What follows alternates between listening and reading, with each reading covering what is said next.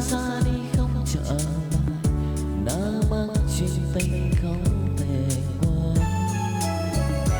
Bước những chuỗi ngày dài ấp ấp bao nhiêu huyền diệu, ánh mắt ngay giờ này xa lắm.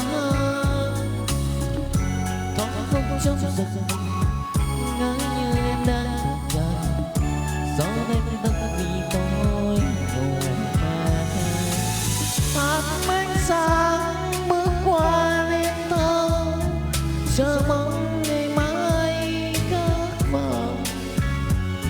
Và gió vẫn thế, gió mang tôi đi tìm em. Dẫu có lúc nước mắt cũng rơi như hạt sương bé nhỏ. Gió sẽ dì dào, gió du tim tôi ngày ngày mãi sóng dao.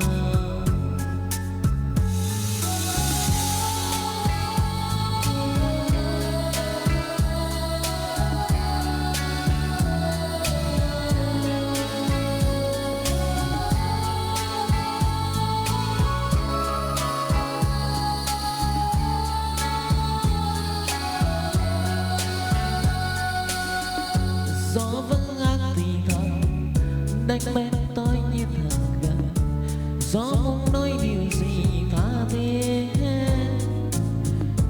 Gió vẫn nhắc một người đã xa đi không trở lại, đã mang chuyện tình không thể quên. Bước những chuỗi ngày dài ấp ấp bao đêm huyền diệu, ánh mắt ngay giờ này xa lắm.